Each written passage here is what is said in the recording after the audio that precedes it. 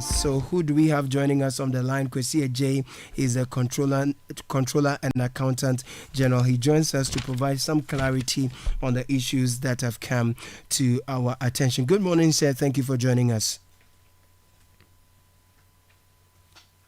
Hello. Yes, sir. Good morning to you, and thank you for joining us on the show today. You're welcome. Thank you too. Great. First of all, we are seeing an increase in irregularities from 2023 to 2024, and it's pretty much concerning.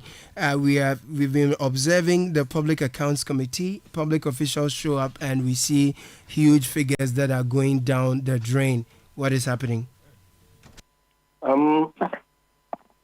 Yes. Let me pick on the irregularities on the payroll. I've also watched and monitored, especially on Friday when the Minister of Education and GES were there. I watched later in the evening on YouTube, and I realized that there were a lot of unearned salaries which are being recovered. It's worrying. I listened and I wasn't very happy. But I think there's more for us to do. The issue is not just about the department at controller. It's a chain of reaction. For instance, when it comes to unearned salary, there are a lot of reasons why we have unearned salary, and we think that we need to work collaboratively with other stakeholders to see how we can resolve this issue. But unearned salary comes from people who are not supposed to earn some allowances, or who are wrongly paid, but are not actually supposed to earn that. For instance, it will come from separated staff, people who have been retired, people who have been dismissed, transferred, but they are still on the payroll receiving salary. So this is unearned salary. And then the issue is people who are on the leave without pay, then you realize that they are on leave without pay, meaning that they are not supposed to be paid, and they are still being paid. So these are issues that I think with the stakeholders we need to look at them. The issue too has to do with the validators. We have validators every month who validate this ESPV, that's electronic standard pay voucher. Once we do the test run of the payroll, that's around the mid of every month, this ESPV are sent to the MDAs for the validators to validate. They are working with them. So if somebody is deceased, and they continue to validate them, then definitely Controller Accountant General here at the payroll wouldn't know. So we send this to them, and then they will validate, and then send it back to us before we do the final run. So some of the issues are not coming from us per se, but it has to do with the validators. Who does the validation? How is it done? The person has been dismissed, but then if the person is on your staff, and you keep on validating, then it will be very difficult for us to ask controllers to detect and stop this salary. So it's something that I think as stakeholders we need to engage and then find out how this is done.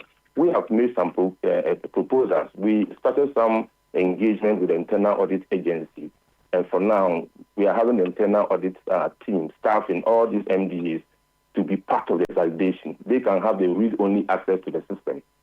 So once the validators, the HR team validates, then there's internal audit staff who then goes over and see that the validation has been done properly. We are trying to put in more internal controls, but it's a worrying situation, and I realize that it looks as if once the unearned salaries have been recovered and paid, we take, and it's like we are happy, but I don't think that is enough.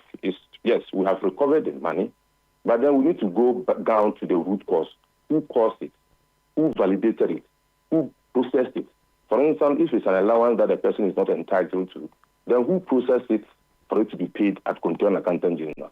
Who validated it at the personnel processing section at the MDAs? And this is what we want to go beyond just recovery and then go deep into the whole process. Because this is a software, it's an Oracle-based software. We can track. So actually on Friday, I requested for a copy of the audit report of the Ghana Education Service. Yesterday, I have a copy now. We are going to look at the report, see through all the staff that the unearned salary were recovered from them. We have the staff ID. We interrogate our system. We go into the system and then find out that at this particular time, who processed and paid allowances to these people. So these are what we are doing. We are collaborating with the Office of the Special Prosecutor.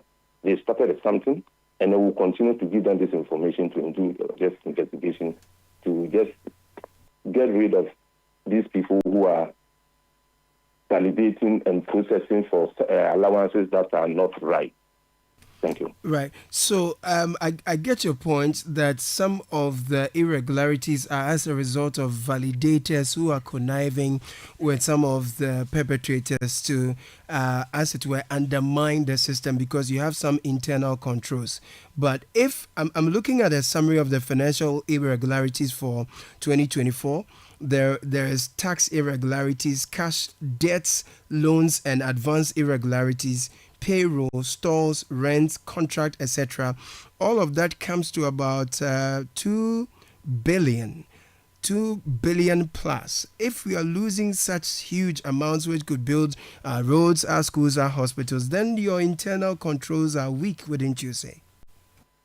Thank you. Let me clarify something. I didn't say that the validators are conniving. It could be a mistake. I mean, we don't know, but I'm not saying that they are conniving. But part of the problem, for instance, if you're a validator and somebody is deceased, maybe the person doesn't know, but we expect that if you work in an organization and somebody is deceased, the organization will be the first point of contact where the families of the deceased will actually communicate that to you. We expect that they should be able to delete such names from the list of validators.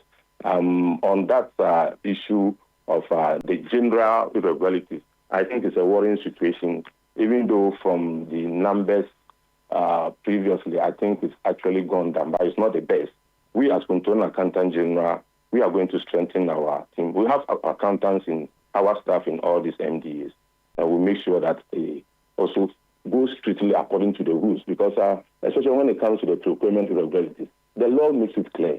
It gives the threshold of the spending officers, it gives the threshold of the entity tender committee, and therefore to go to central. So these are some of the things that I think it's not just about Controller Accountant General, but these are some of the things that I think we should all look at. The procurement officer, when you are procuring, you should know that this amount goes beyond the threshold of the spending officer. If it is 100,000 and it's above 100,000, of course, it should have to go to ETC. I think these are things that we have to also look at. And then when it comes to advances, yes, people have been advanced salaries and they are not being deducted. Of course, as Controller Accountant General, as I said, we are here. If you get such information, definitely we'll go ahead and start deducting from their salaries. I think generally we need to work very hard as a country to make sure that all these infractions are reduced. Right. But gradually, I think, yes. Now, beyond the refunds, sir, what do we do to ensure that those who are engaged in this are punished? Because if you engage in processing of allowances, several hundreds of thousands of CDs are misappropriated or irregularly misappropriated. People can invest these amounts, make so much money. A year later, we find them and ask them to refund. Is that punitive enough? No, it's not punitive enough. As I said, Friday when I listened to the Minister of Education at PSC, I have requested for the entire audit report for the MDAs. And then we have given it to my team. We are going to tease out those who have received unearned salary, even though they have recovered. But then once we have their names and we have their staff ID, we can then interrogate our system and find out which of our staff process such unearned salaries. If it has to do with the MDAs, the validators, we will get their names. And then, as I said, we are collaborating with the OSP. We've already given some information to them. But once we are done with this comprehensive work, we will have a lot. And then they will forward it to the OSP, who will do our own internal investigation. But then we believe that an external investigation will be faster and better than what we do here, because they will have access, and then because they have procedural powers, requesting for information from anybody found culpable will be easier than we doing it here. So we are still going through the audit report. We are going to tease out all the individuals who have received unearned salary, who have received any money that shouldn't go to them. And then once we have their staff IDs, we have their names, and I've gone through the report as well. We've seen their names, we've seen their staff ID. With that, we can interrogate the system. And then with the validators, we've got a copy of a report from the Auditor General. We are also going to go through to see who validated the illegal, the staff who were not supposed to be. If somebody is deceased, and you are a validator, and you are aware that the person is deceased, and you go ahead to validate, then that person will be held responsible. Right. So it's going to be a role. Yes, that's what we are going to do now. We're not just to recover and be happy that, we've recovered 1 million from on earned salary. That is not enough. It's not about the money, but we need to get to the root cause of the problem. And prosecute the offending officials? Yes, of course. Once it's going to be handled, we don't have prosecutorial powers, but once it's going to be handled by the OSP, definitely they will be persecuted. Right. The OSP will not investigate and find them culpable and wait. Definitely they will be persecuted. Right. We need to do that too. Mm-hmm. Well noted. Let's turn our attention to the Auditor General's report that revealed that our public debt stood at 861.4 billion Ghana cedis. We understand some reconciliation has been done, and it turns out it was overstated by about 138.9 billion Ghana cedis. What are the facts here that we should know? Some clarity will help. Yes, let me correct. The 138 billion overstatement wasn't after the reconciliation. This one came up before the reconciliation. What happens is that because of the adoption of KSTAF, we have to prepare accounts at the 3 levels of government. So we have the local government, which has to do with the MMDAs. You have to prepare accounts for the central government, and then that's for the SOEs. So when it comes to the debt figure, definitely the central government has its own figure. Central government figure includes all the loans that the government as a central body has, all the loans that the government has entered into. And then that was the guaranteed SOEs. There are some SOEs who have gone for loans, but then government has guaranteed for them. So when you are looking at the government debt stock, we need to add that to the government debt stock. And then the SOEs, we have unguaranteed SOEs loans. So some SOEs, on their own strength of their balance sheet, have been able to contract loans. In that case, it won't be part of the central government loan stock, because they are paying unless they default. If they default, then the government has to make a provision and then pay it off. Then it becomes part of the government's debt stock. So when we prepare the whole of government accounts, we had that the figure for central government plus the guaranteed SOEs, and then we had a figure for the unguaranteed SOEs. And then if you sum these two up, that gives you the total for the whole of government accounts. So for the central government and then the guaranteed SOEs, we have 711.4 billion. And that is what we came out with from the books. And then the SOEs, we had about 141 billion. And when we add the two, that gives you the 861.4 billion. And this is what we presented in our report, and this is what we gave to the Auditor General to be audited. What happened was this. Because the unguaranteed SOEs wasn't part of the central government debt stock, the Auditor General requested for the debt stock of central government from the Ministry of Finance. And definitely the figure they got excluded the unguaranteed SOEs, which was 149 billion.